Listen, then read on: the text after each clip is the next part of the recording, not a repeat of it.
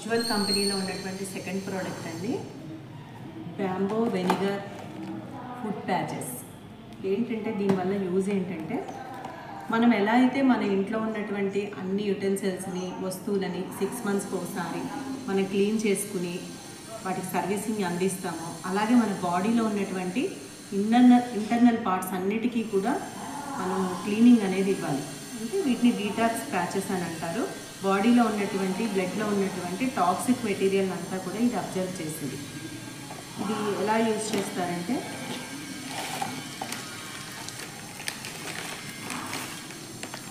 ఇలా ఉంటాయి detox patches.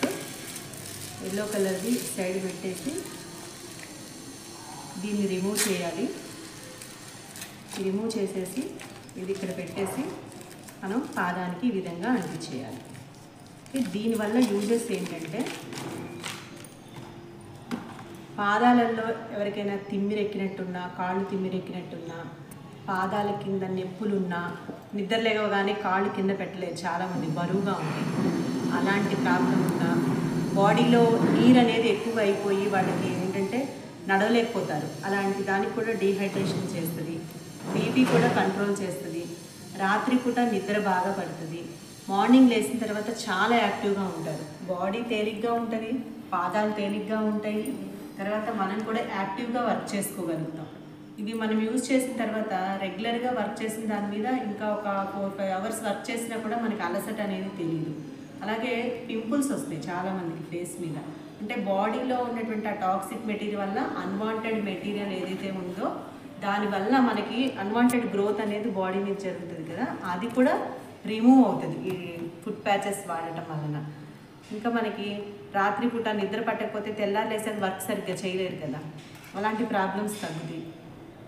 High BP కంట్రోల్లోకి వస్తుంది.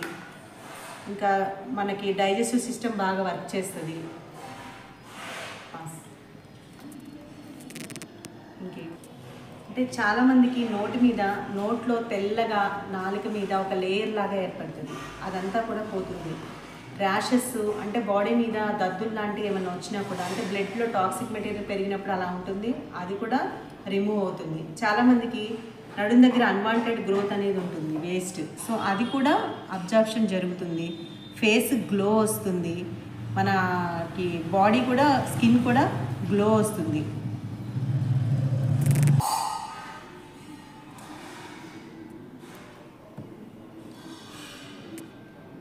చేసినప్పుడు మన బాడీలో బ్లడ్లో ఆక్సిజన్ లెవెల్స్ ఇంప్రూవ్ అవుతాయి. అంటే మనము చక్కగా ఆలోచించగలుగుతాము,